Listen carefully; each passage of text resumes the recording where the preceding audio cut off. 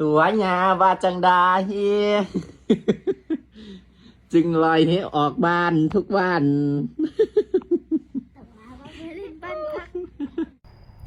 บอดน้อยอะอายบอธรรมดา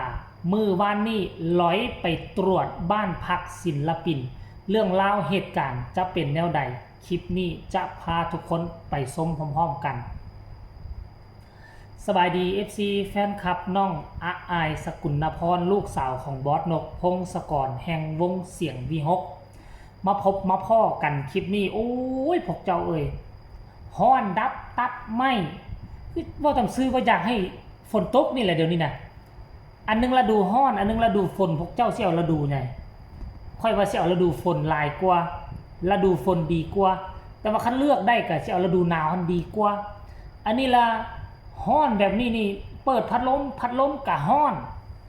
เปิดจังสิอยู่ได้ยังใครว่ามีพัดลมอายน้ำพอสู้ไปถูเถื่อไปได้อยู่คันมีแต่พัดลมน้อยธรรมดาแจกเลยค่อยแจกทานผู้ชมเอ้ยเอ้ากะวังว่าทั้งฟังไทยพี่ซีบ่ฮ้อนคือฟังเวียงจันทน์ที่ FC แฟนคลับเนาะทักทายสบายดีกันคลิปนี้ช่วงค่อยคำย้ำแรงทุกคนมีแนวมานำเสนอเรื่องความเป็นตาฮักเรื่องความเป็นตาแพงของลูกพ่อแม่ที่มีชื่อว่าน้องอะอายสกุลพรลูกสาวของบอสนกพงศกรนั่นเองพ่อกะทำหน้าที่ของพ่อไปลูกกะทำหน้าที่ของลูกไป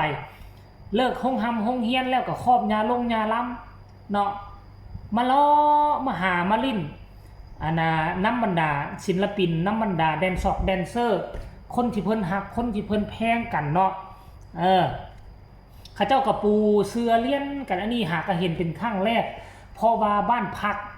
ศิลปินบ้านพักคนงานของเสียงวีฮกยังสร้างตั้งบ่ทันแล้วเทื่อเนาะ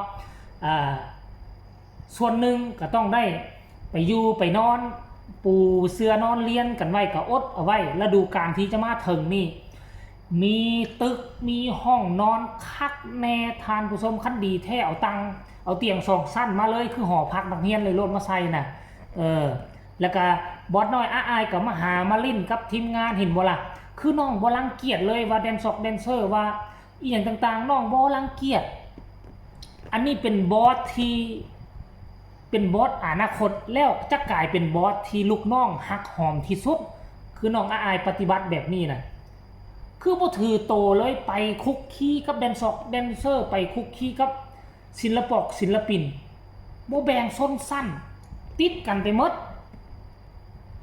แล้วว่าเป็นแบบซี่วันนี้คันอนาคตได้เป็นหัวหน้าวงได้เป็นผู้นำวงเสียงวีฮกค่อยเชื่อว่าลูกน้อ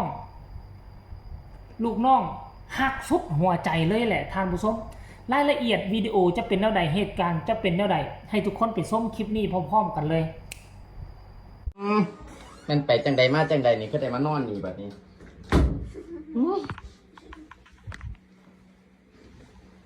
ตัวญาว่าจังใดจึงลอยให้ออกบ้านทุกวัน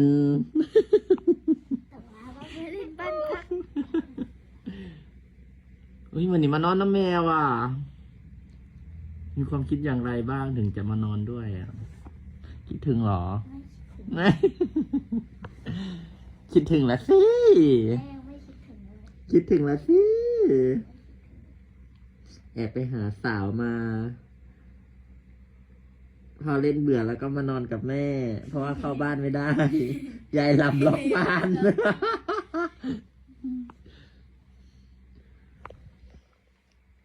หมวยมันตื่นแล้วโอ้ยว่าอยากเบาดอกตื่นแล้วเธอค่ะพี่น้องตื่นแล้วจะกลับบ้านแล้วหรอกลับไปอาบน้ำหรอคะเราจะไปไหนคะอาบแม่น้ำนะอาบน้ำเราจะไปไหนไม่อาบน้ำเราจะไปไหนต่อพูดอาบน้ำเราจะไปไหนต่อหนวดอาบน้ำเราจะไปไหนต่อตอบให้มันตรงคำถามกันนะคณะสาวไว้แล้วเมื่อกี้โทรหากันอยู่นั่นโทรหากันรู้อยู่ไหนแต่ขี่แถวว่าท่านในแปลงคุณเพิ่งจะตอนนี้เที่ยงมันบอท่านไปเขาผักใบ ว่าเหรอตัวว่านอนน้ำแม่มันสิกี่ขั้น ปลุกจ้าปลุกให้ตื่นแล้วน้องนอนต่อ มันไปทันอยู่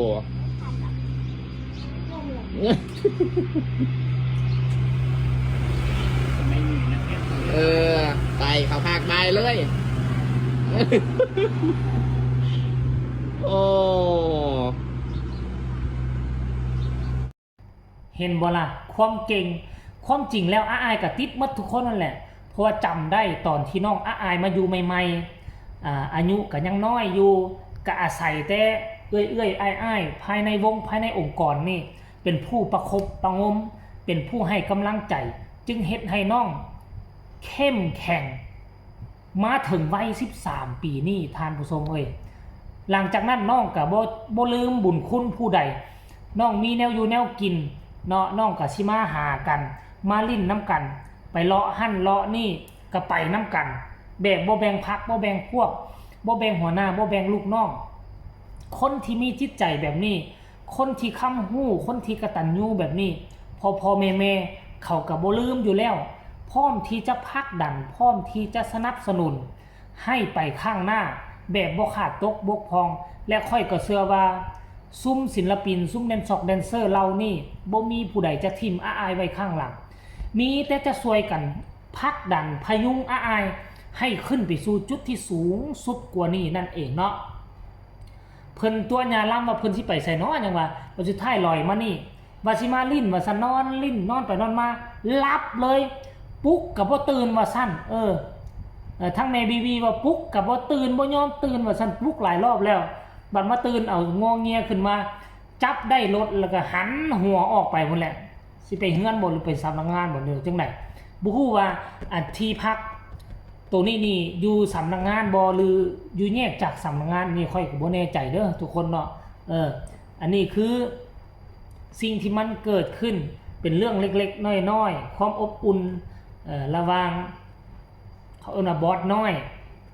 กับทีมงานของเสียงวิหกก็ได้นำเสนอเอามาฝากเอามาต้อนกันเพียงซ้ำนี้ก็แล้วกันท่านผู้ชมอากาศมันร้อนหีบเฮ็ดหีบลงแล้วก็สิหีบอาบน้ำมื้อนี้อาจจะบ่ได้ไปบ่ได้แต่งอยู่พวกกินดอกว่าสิไปสิออกไปกินข้าวนอกแต่บ่ฮู้ว่าสิเป็นแนวใดคันได้ไปก็สิถ่ายภาพบรรยากาศมาให้ FC แฟนคลับได้เห็นนำกันก็แล้วกันเด้อสำหรับคลิปนี้ก็น่าจะลาลงเพียงซ้ำนี้ฝากกดไลค์กดแชร์กดติดตามที่สำคัญจะกดข้ามโฆษณาอยากส่งกำลังแห้งใจก็สามารถส่งมาได้ทางใต้คอมเมนต์ลาทานผู้ชมไปก่อนสบายดี